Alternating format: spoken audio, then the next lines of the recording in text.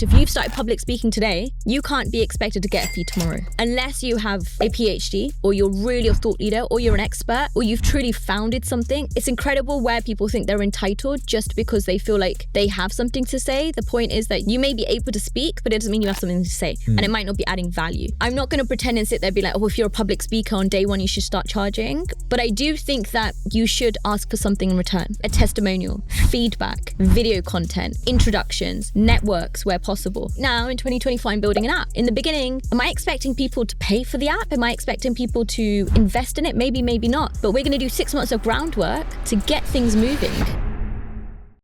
Sonya, welcome to the podcast. Thanks for having me again. Welcome on the podcast. This is your second appearance as well. Absolutely. And that's what's massively exciting for me because I've seen you progress so much. And it's amazing for me to see because I think you were maybe episode number, I don't know, someone has to go look back into the archives, but maybe episode 20, That's maybe crazy. maybe even less. And this is episode number around 140. 100 and something. I mean, 140. I think I'm a very different person.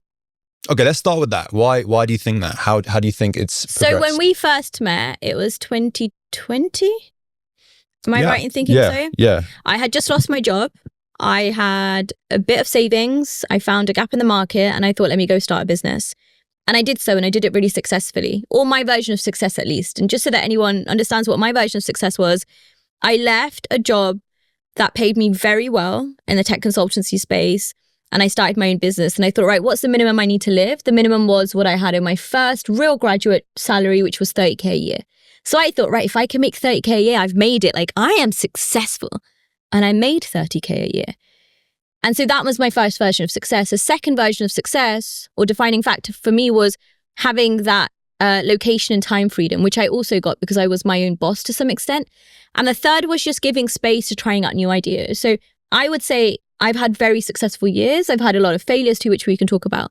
But in simple terms, I started the LMF Network as an inclusion consultancy. And then we started running mentorship programs, which is where we're at now. We have an app coming out, which I've been building for 2 years and I've slept on because I lost confidence or I wasn't sure. We can get onto that too. But if LinkedIn and Bumble had a baby, that would be us. So you're finding your friends, you're having career conversations, and you're building your mentorship network and your own black book in the palm of your hands. Alongside that, I was offered a book deal. And so I wrote a book called Unprepared to Entrepreneur. And what most people don't know is I wanted to become a doctor. And so I was applying for a PhD when the BBC came calling. And the BBC said, we'd love for you to host our new show, The Everyday Hustle, on the Asia Network. And I was like, haha, you have to be kidding me. I'm going to go be a doctor.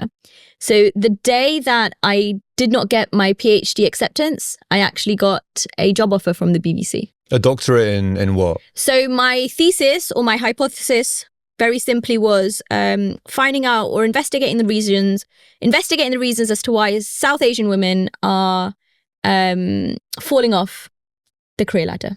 That was the premise of it. The premise was, as a woman of color, there is a reason as to why we do not reach certain senior positions. What are they? What can we do to fix them? And what can we change in terms of policy and build out in people? So everything I really live and breathe, but doing it through a doctorate. I've always wanted to be a doctor. I bought the domain, drsonyabarlow.com. It is mine, as is many domains because of my new domain habit. But that's kind of the premise. Now, I say I'm a different person now because we are 4 years in, pretty much maybe to roughly the months of where we started, or maybe got to know each other 4 years ago, which is even exciting. Yeah. Right? And I'm a lot more confident in certain areas, less confident in others. I'm in a space where I'm now scaling a new version of a business. So it feels like you're starting from point zero, but it also feels like, hey, you've got foundations underneath you. But also what's happened is I've achieved everything I've really wanted to before I hit 30. And I'm 31 now. And I've spent the last year to 18 months really just thinking about, hey, what are my new life dreams and my new goals that I need to hit? Because I've hit most of them, if not all of them. And at the same time, I'm just enjoying life. And I've just been traveling a lot and taking care of my health and, sleeping on my ideas for a little bit and not reacting, but also figuring out my mental health. So when I say I'm a different person now, I mean, I'm a more confident and bolder person, but also I realize the importance of being well rested and wealthy. I realize the importance of having good mental health and physical health and emotional health. I realize the importance of looking after your finances. I realizing not making impulsive decisions and losing a lot of money and testing and failing really quickly. But I also realized that failure is one of the best things that's happened to me. And I embrace it far more than I ever have done before.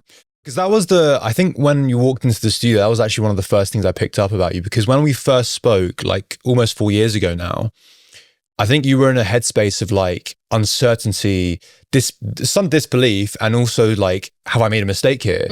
And that's something that is a very difficult thing to deal with, especially when you've left a secure, decent paying job and you're going down a completely different career path. Absolutely. And that career path as well is completely dependent on you as an individual, because you're doing talks, it's your personality at the end of the day and your knowledge.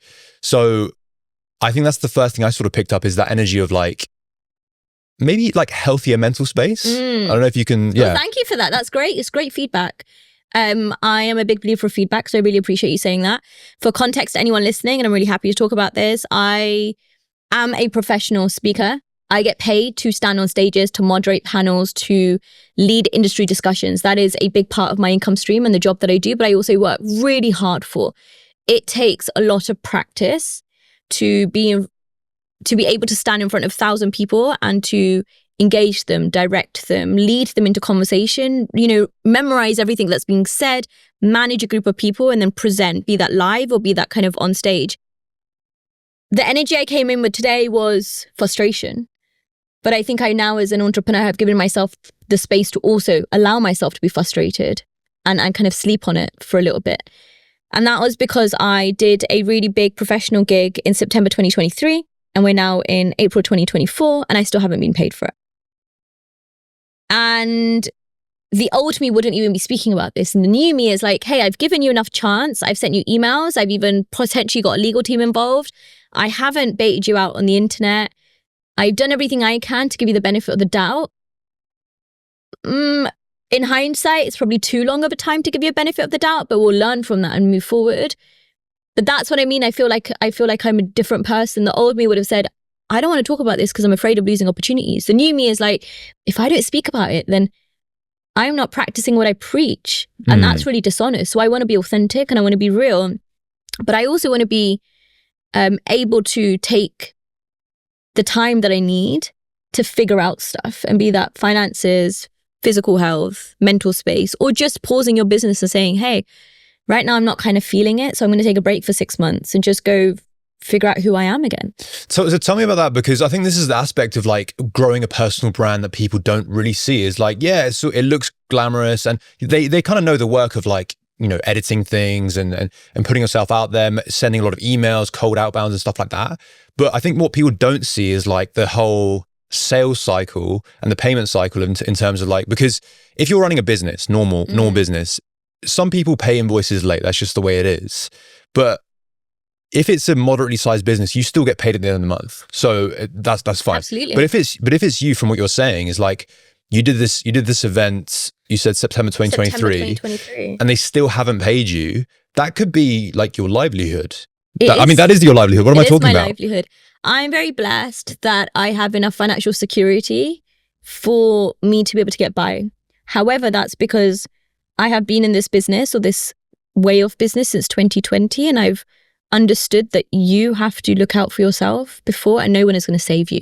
And I did a reel on this just the other day, and my sister asked me how to get a life. I think that was a literal question. And I said, look, the only way you're going to get a life is to really know that no one's going to save you, and you have to figure out your tool, your resources, what you have in the bank, and just go do things. Figure out and make mistakes in your own terms, in your own timings, but ultimately come back to you and your version of you.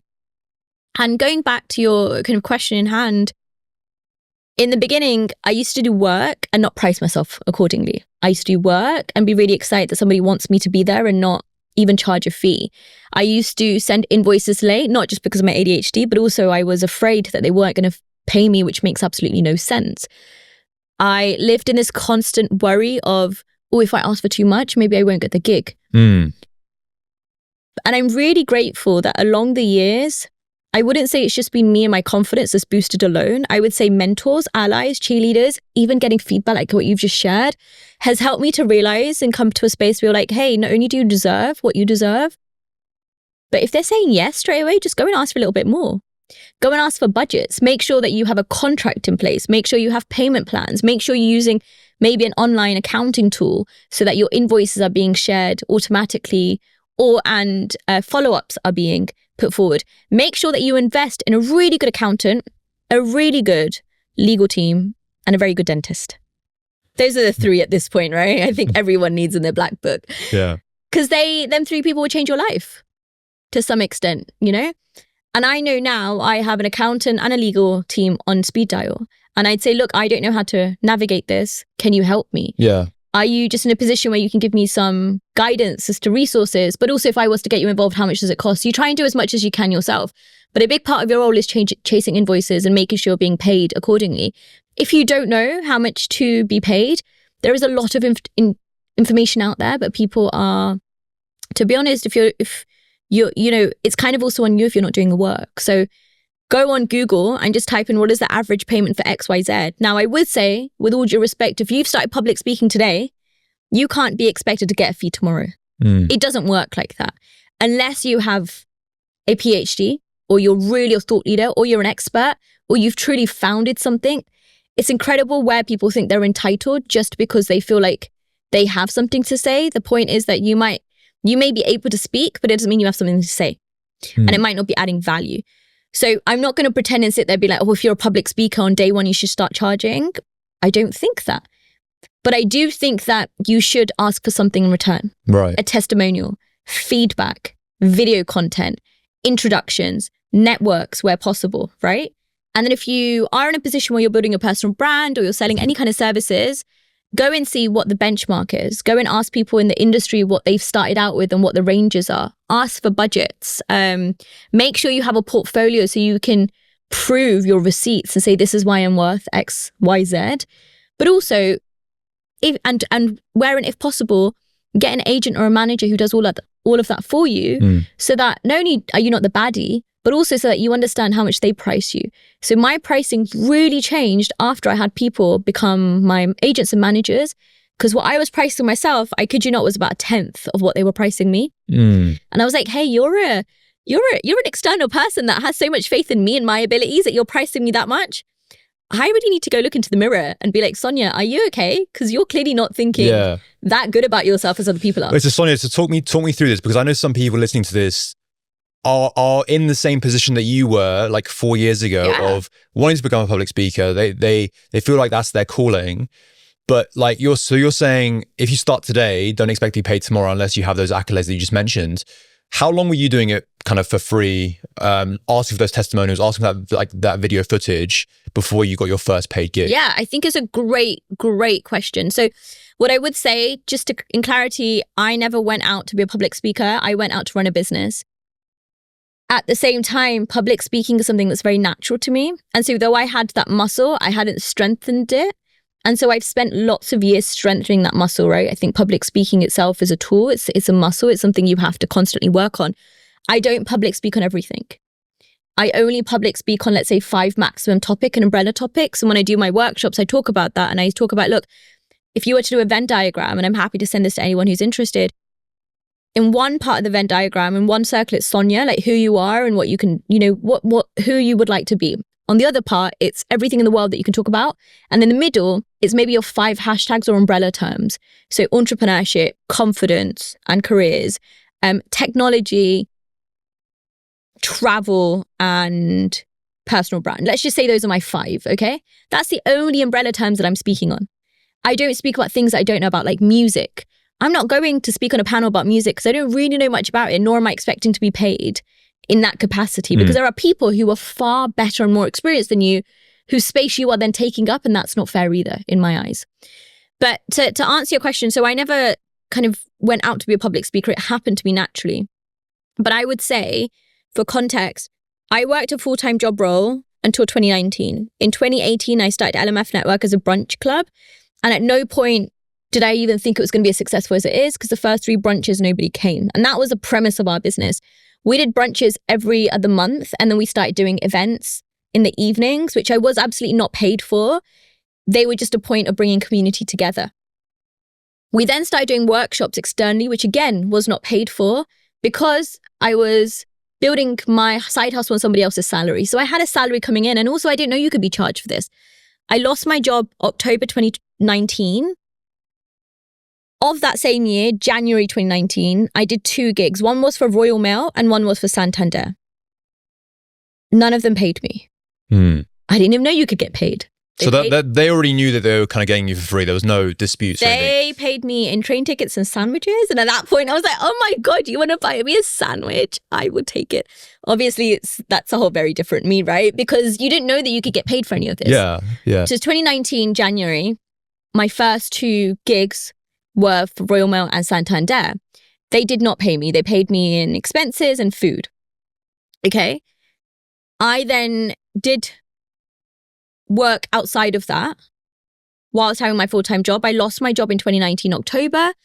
In November 2019, someone who was at Royal Mail recommended me to another business partner at King, the founders of Candy Crush, who then called me up and said, we've got this workshop we'd love for you to do. It's in Berlin, you're in London. Are you available? And I said, yeah, what's the budget? And they said, this is the budget. And trust me, it was a lot more than I probably would have priced myself. And I said, absolutely. And I worked 2 weeks nonstop, practicing, prepping, recording myself, being in front of the mirror, making sure that you're sharing information, getting all my friends, network and mentors involved to be like, does this make sense? Is it adding value? Went there, only did the gig, went really well. Then we come into, so in terms of timeline, then we come into, well, at that point you think, oh my God, it's your first paid gig. This is kind of easy. Like this will happen again. Then the pandemic hit, right? So obviously. And that's when around the time that we first had a conversation.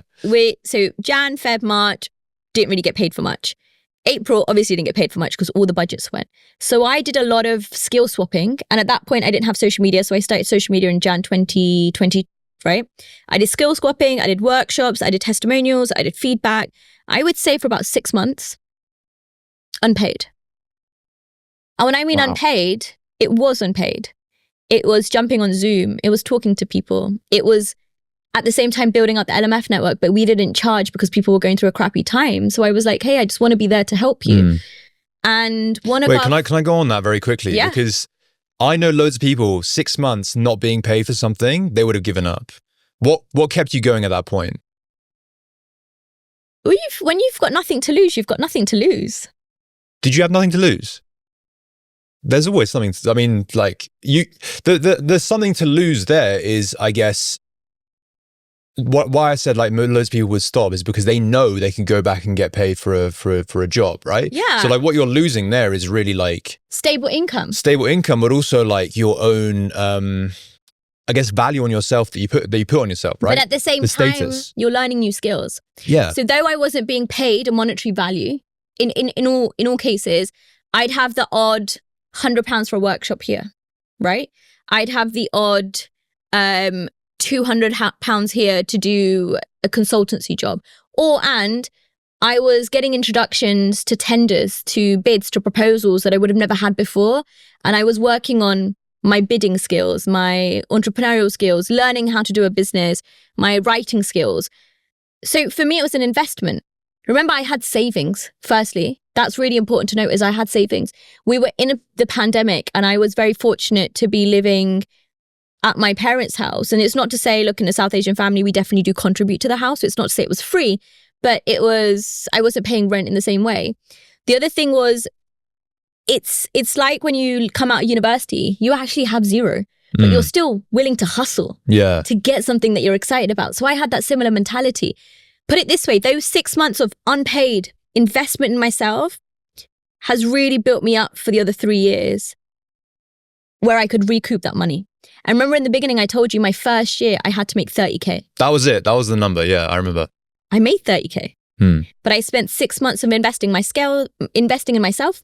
So I spent 6 months investing in myself, my skills, learning the foundations of a business, building up the black book, talking to mentors, leaning on people, getting testimonials, getting feedback, having like maybe that 2 to 3 grand that I had from one workshop in the beginning, maybe an odd one there, to then being able to, and I kid you not, one of my first paid workshops that really like kind of, green ticked what I was doing was I commented on someone's LinkedIn post. and gave my comment around, at that point it was inclusion and gender inclusion. That then converted into a phone call. That phone call then converted into a paid gig. Wow. My book deal came in the summer of 2022, 6 months after investment, remember? That came from me doing a workshop for free. And I say free because monetarily it was free, but I was getting new contacts, investment, time, experience. During that workshop, I said, one of my life goals one day is to write a book. I smashed that workshop so much that someone who attended that workshop said, hey, we loved the way that you spoke and you delivered. We actually have a contact who's an editor. Would you be interested if we were to put you in touch? Within 2 weeks of speaking to an editor, I had a contract. And so you can think of it as unpaid work, or you can think of it as an investment in yourself. It's not like when you're going to university, you're getting paid. If anything, it's a debt to you, right? But that's what everything is you kind of have to go into debt to some extent, or to invest in yourself, or you then having to go and then recoup that money. And that's kind of how I think. I'm like, right, if I have 6 months, and let's say I price myself at, I'm just making this up, $1,000 a month, I now have to make sure that I'm recouping that 6K plus making my minimum in the next 6 months, which I did. But it's because you had the foundations set and they were solid. Right now in 2024, I'm building an app. In the beginning, am I expecting people to pay for the app? Am I expecting people to invest in it? Maybe, maybe not. But we're going to do 6 months of groundwork to get things moving. Market research, identifying customer problem, building out a business set, providing lots of solutions, seeing which one works and which one doesn't. And then the one that really does work, we'll just focus on that and repeat and repeat and repeat until we can no longer repeat and go somewhere else. So I guess that's how my brain works. And to anyone watching, remember, there were savings involved. I didn't want to go back into the 9-to-5 corporate. That was always an option, but that wasn't an option for me. I worked 12 to 14 hours a day. I learned new skills that have only helped me in the future. And I thought of it as a 6-month investment in myself to see what the next 6 years look like. And in chapter 11 of my book, I said something, I go, 11 things I've learned about being an entrepreneur. One of the things is, if it all goes wrong, you're even more employable. So worst case scenario would have been, I've learned all these new skills that my corporate workplace wasn't teaching me. I put it on my CV and I'll go recoup those 6K in a corporate job that would have paid me that much. Yeah. Maybe that's a different mindset, but that's just how I think. No, I don't know if that's right or wrong. I agree with you. Anyway. I was in a similar position in terms of when I was at uni, I had a dream internship, working for Pepsi. Oh. And for a lot of people, that's really cool. They only accepted 6 people out of I think 1,000, and I was one of them. And it was the dream job, right? They gave you free products, for free Pepsi for a 20, for a 19, 20-year-old. That's this is so cool. Absolutely. They gave me a company car, they treated me really nicely. But first week in, I was like, this isn't my calling here.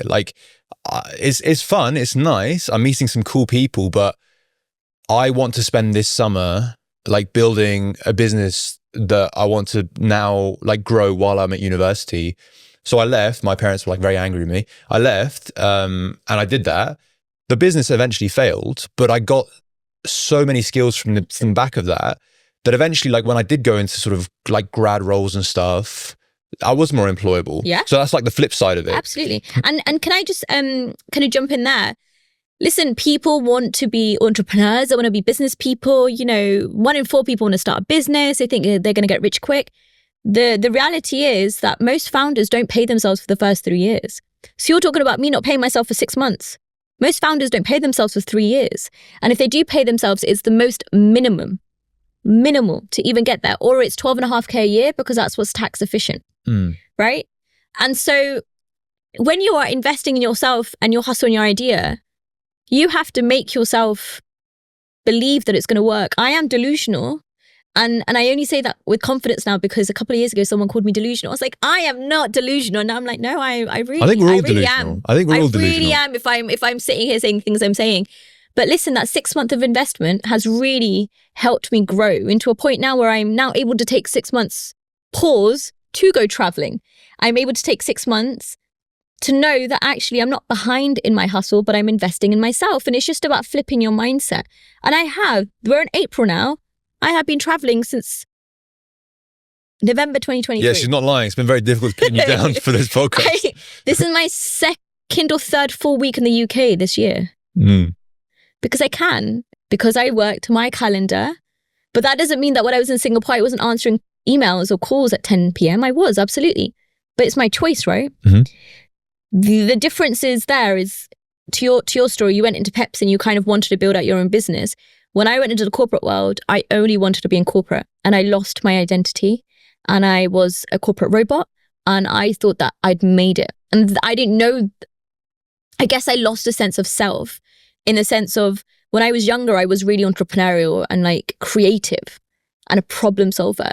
But I went into the corporate world and I then envisioned myself climbing that ladder, right? But the problem is, it's not a ladder, it's a pyramid. And there's only one person at the top and there's thousands of people below. And so I think now in hindsight, and this is actually one of the reels that I was going to post today, is one of the best things that happened to me was I was made redundant. And the universe knows what's best for you. You just have to listen, right? And I'm really blessed, and also not blessed, that when I start to get complacent and when something's not serving me, if I don't pull myself out of it, the universe will absolutely push me out of it. And it's happened time and time after again. And so a part of me just believed and said, right, well, there's a reason why I've been made redundant twice in 2 years. Don't really want to make it 3 out of 3.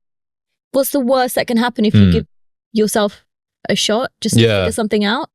The worst thing is you're so much more employable that you can go recoup those finances in your next role. As you guys know, this podcast is focused on entrepreneurship. So you guys are probably making things happen as an entrepreneur or just starting out. But my question to you is, are you getting enough support to actually lead to your business thriving? If not, you definitely need to join the Federation of Small Businesses. FSB membership gives you access to all those essential documents, toolkits, and resources to help your business operate, as well as a 24/7 legal helpline. There's also essential business cover and many more discounted business essential products and services.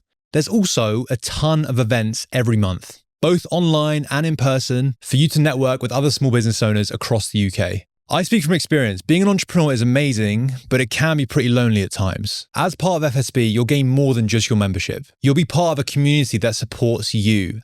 So if you want to find out more, visit the link in the description. Thanks so much, and let's go on with the rest of the episode. So Sonya, a question, because we talked about sort of when you first started, the growth since we first had a conversation 4 years ago. One of the clients not paying you and it's still sort of ongoing. What's been the hardest thing about growing this that I guess people don't see? Payment aside, people paying you for your time and your effort will always be difficult. I think what a lot of people don't see is it's a great question. And I just want to make sure that I answer this objectively and not subjectively in my feelings right now. I think one of the most difficult things that people don't see is the conflict that you have within yourself. The conflict between, I have this idea and I think it's going to change the world, but it also involves a lot of sacrifice, a lot of commitment, a lot of time. I also then have to be my biggest hype person because I don't have the finances to pay for PR or marketing. And so you then are juggling all of these different hats. And I guess in summary, as I'm talking out loud, the hardest thing that people don't realize is not the consistency, it's knowing what to prioritize. What's going to bring you work today? Is it that reel that you're going to post? It's going to take you maybe a day to film and an hour to edit and then push out? Or is it that tender that you're going to fill that's going to take you 3 days, but no one's going to give you feedback? And you're constantly juggling between your social brand, your personal brand, and your professional brand, which a lot of people don't see because you have to be your biggest representative when you are bootstrapping a business. When you have investment, it's different because through investment, you're able to bring on these different roles. I don't have investment. I am bootstrapped 100%. At the end of 2023, I restructured my team because I needed to go down a different position and I didn't want to hold them back from their economic gains. And we went in very good terms. I helped them to find new jobs. We had a good kind of, mutual kind of pathway. We're still in touch now. And then I needed some time to breathe and to figure out what the next step is. But then you're conflicted between, can I actually take time off from social media? Can I actually take time off from suppliers? Can I actually take time off from doing this work? If I take time off, am I getting FOMO or am I losing opportunity? And that's what I think is the hardest. And I don't know if I've communicated that well, but I guess the hardest thing is not the consistency The hardest thing is knowing what to prioritize any given day, because there's a big opportunity cost. At any given day, you are winning in one space when it comes to opportunity and you're losing in the other space when it comes to opportunity. And I remember in GCSE and A-level, they were like, in business, you're learning about opportunity cost. And this is real life opportunity cost. It's one opportunity can lose a win, another opportunity, and you're here and you're not thereabouts. And it's a very difficult struggle that I think a lot of bootstrapped businesses go through. And I can only talk about bootstrap because I think people who have investment are in a different phase. However, I would say, and I haven't raised money, and God willing, I do plan to one day. I do know that from what I understand, the raising investment bit itself is a full-time job. And so you're having to leave other parts of your business to go and raise that investment. So that's the hardest thing about entrepreneurship is you are waking up, and every hour you are debating between one thing and another thing, and you don't know which one's right or wrong, but you just have to take a risk. And you are constantly taking risks. And now I have no issue taking a risk, because I've done it for 4 years and that's what I'm good at. But you go to sleep at night and you're like, oh, what if I did that? Like, would it be different? You don't know.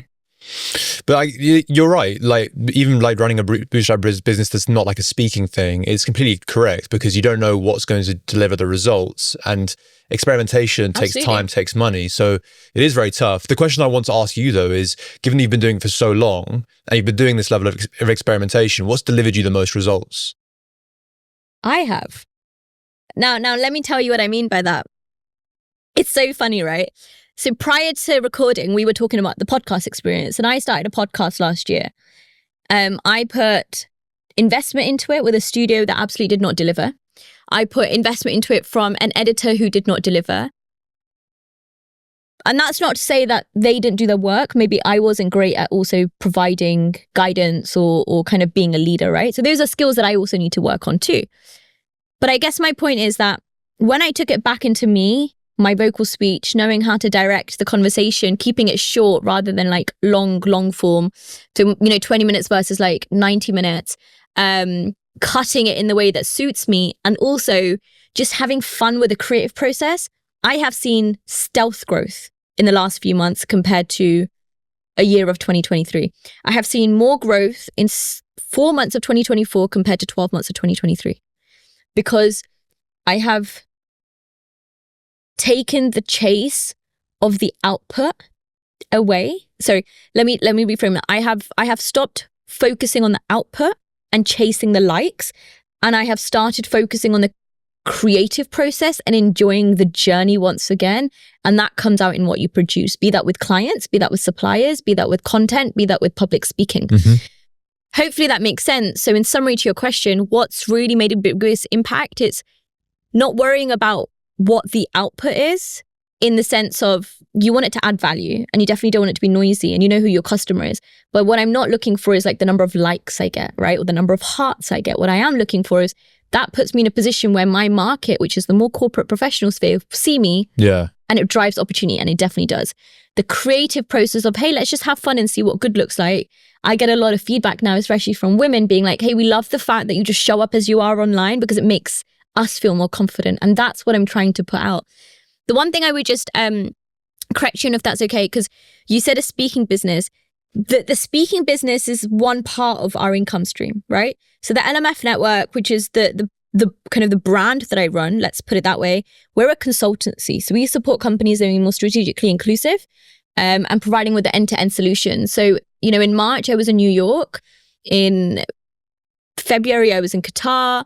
In January, I was in Asia. That was all because we have business clientele who come to us, majority through word of mouth, and say, we've seen you do some great works in terms of policies, processes, and strategic adjustment to help us be more an inclusive business. We'd love to get you involved. A part of that is then facilitating presentations, but it's also policies, audits, reporting. So they're really like boring stuff you have to do to get by. We then reinvest a part of our profits into our mentorship program, which we've done over the last 3 years. We have the UK's largest mentorship program. So we've mentored over 2,000 people with a 90% success rate. And at the back of that, we have reinvested our profits. And also I have self-funded a build of an app that comes out in beta in the next couple of months, which is going to be a direct competitor to like a LinkedIn and Bumble, because something that allows you to network, allows you to have career conversations, similar to like maybe a Reddit style conversational function, and kind of, you know, swipe to meet your mentors doesn't truly exist. And we've built that. That's what I've been working on in the background. So it's not like we're not doing the work. It's just you don't see that boring stuff, right? A lot of social media reels, we just see the success. But for me to be able to travel around, that's because one, it's also market research. So in order for me to build some tech product, I need to know on the ground what people's problems really are, especially when it comes to friendship, loneliness, and career growth, mentorship, personal branding, professional branding, great. Two is to reach out to new networks and markets that if we were to go for investment or raise, we understand where the money's coming from. Right now, there's a lot of money in the Middle East, you know? So it's to kind of start entering those spaces. And three, it's also to be in a position where you are letting people know that you're available, right? So the speaking part of the business, the personal brand, is just a consequence of what I do naturally. But I want to be known as a good entrepreneur and a business woman. And there's a lot of online presence that's like, you're just a business person, you're not a businesswoman. Yeah, but do you know what? I am, because what I want you all to know is it is far more challenging to be a woman in this industry than a man. And so to that extent, we also need to be applauded for not the risks that we need to be applauded for not just the risks we're taking, but the leaps that we're making in a space that is still quite male dominated. And with all due respect, the males that are dominating the space are now probably my allies and my mentors and my buddies, you know? So it's not to man bash them, it's to say, hey, if you've got power and privilege, come, let's go grab a coffee. Because I need you to get me into a room that I don't have entry to. Earlier, we spoke about this point of like this company not paying me.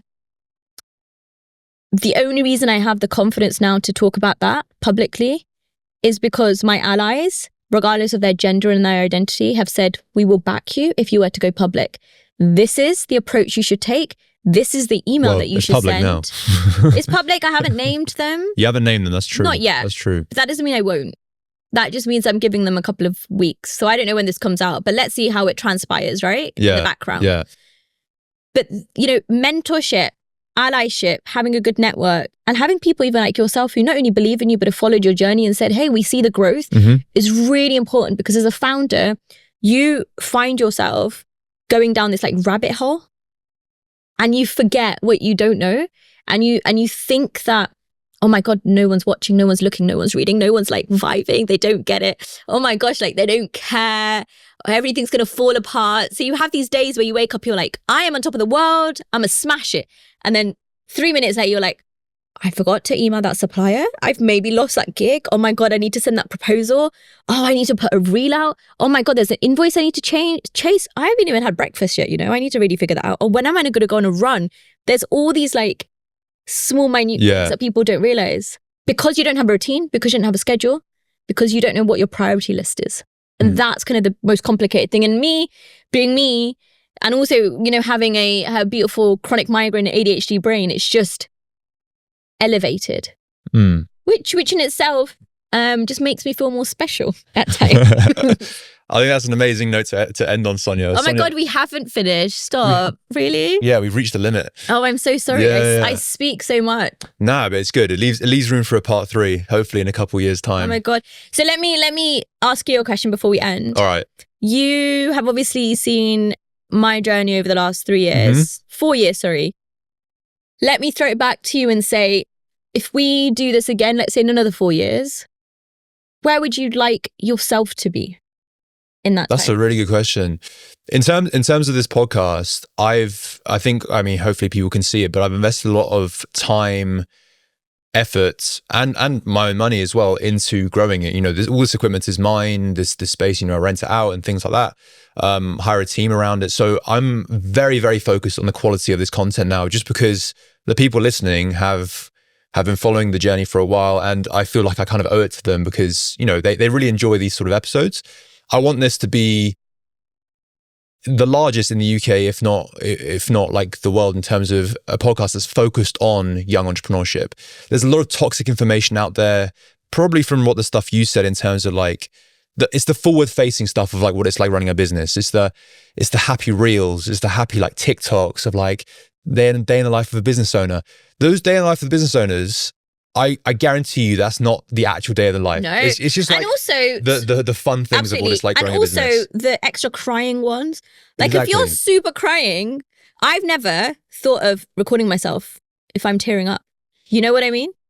I've seen that on LinkedIn I'm probably like- every on a weekly basis I'm like, these what? days. Like, how do you get the confidence? How are you so brave? I've seen to that do a lot these days. But you're completely right. So the day in the life reels do not really make a lot of Yeah. sense. Like some days I am doing nothing but sitting on the sofa and trying to figure out what my next step is. And some days I am running around doing 6 different things, right? So you're completely right. So you would love to in 4 years be in a space where this podcast This podcast doing well. is, yeah. But if I was to come back to you and say, Sinner, I'm not asking about your business hustle. I want to know about you as a person. In 4 years, how would you like your skills, your passion, your drive, your personality to be?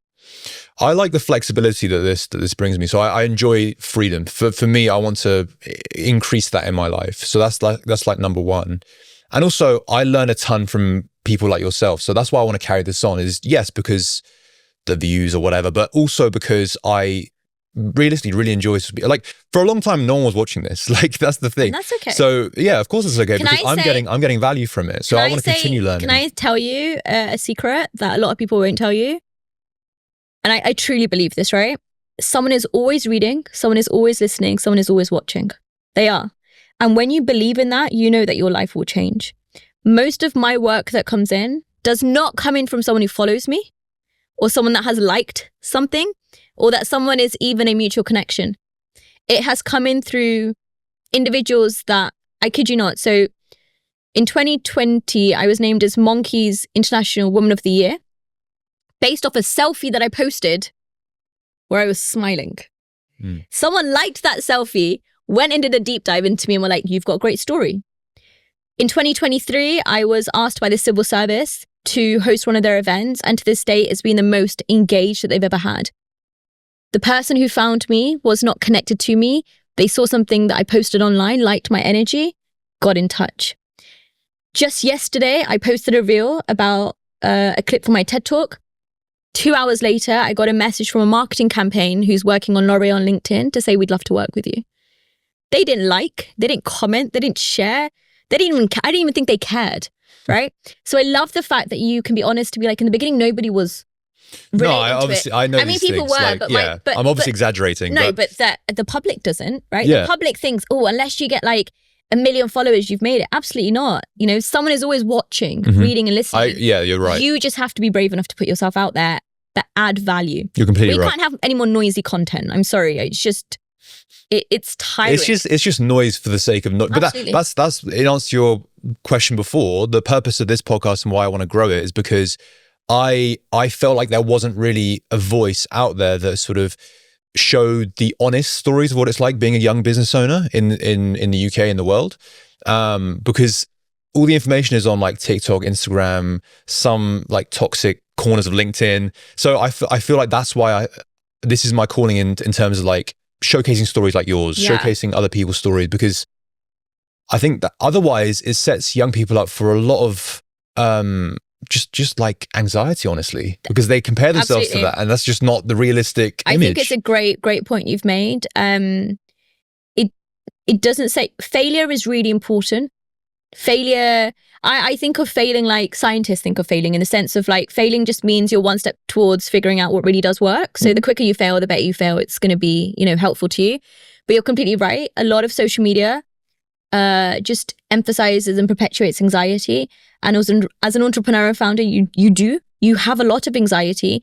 You're just able to manage it in a way where you are brave enough to either take a step back or, focus on your mental and physical health. I actually personally turn off social media and delete my apps. I have a different phone for the weekend, and it's not my work phone. So only 10 people have my life number, and I know that I'm reachable if they need me during the weekend. I make sure I take a whole Saturday off, which I never used to do when I first started my hustle, because I thought, oh my God, you need to work 24/7, 25/7, like you need to completely smashing it. And I do a lot of investment in traveling. So I make sure I go on at least 4 holidays a year. And at least one of them is like mega luxury. And I'm okay saying that because that's where my money goes, right? That's my investment of time and health and effort. I don't really buy designer bags. I don't really buy like designer goods. Not because I don't need it, but because I think from an investment standpoint, it's not really adding value. Doesn't add you happiness. Or it's not growing in value or worth, or it doesn't, align with my version of happiness. And so online people are like, in order for you to make it, you have to buy a Ferrari. Yeah. I'm like, I could, but I don't really need to because I live in London and I'm using the tube everywhere. You know what I mean? Like that, like you really have to think about things objectively and not kind of get caught up in your feelings. Yeah. Thank you so much, Sonya, for coming on the podcast. How can people find you? Keep in touch with what you're doing. Yeah, please do. So I am Sonya Barlow, just all over the internet. I'm very glad that I have really worked on my Google strategy. And now if you go on any search engine and find, just put Sonya Barlow in every variation you can possibly imagine, I will still come up. Otherwise, it's Sonya Barlow UK across all platforms, Instagram, YouTube, LinkedIn, and then Sonya Barlow on TikTok or hello@sonyabarlow.co.uk. I mean, I'm very accessible. I've done that by design. I love receiving people's questions and DMs. And I just want to make this really finite point. If I don't reply back to you, it's not because I'm ignoring you. It's just sometimes I forget to reply back to people because my ADHD really plays up. So please just follow up. That's all I ask for. And Sinner is living proof of that. I am just follow up. Eventually I will. I know that I need to get back to people, but I just like to give that caveat just so that, I'm not ghosting you. In my head, I read something and I think I've replied back, but we don't have the AI chip in our brains yet to do that. All right. Thank you so much. Been an absolute pleasure. And we'll chat very soon. Thank you. Thank you so much for clicking on this episode of The Millennial Entrepreneur. The ambition of the podcast is to share relatable stories from young entrepreneurs doing some incredible things to inspire the next generation, including you listening wherever you are. We've been doing this podcast for over 3 years and the ambition has not changed. The only thing that has changed is the scale of where we want to go. We want to bring on bigger guests for you guys to show more and more relatable stories from young entrepreneurs across the world. The majority of you guys watching or listening haven't subscribed to the podcast yet. All you have to do is click that subscribe button wherever you're listening, Apple Podcasts, YouTube, Spotify, and that will allow us to bring on bigger guests and ask the questions that you really want to hear. And it really is that simple.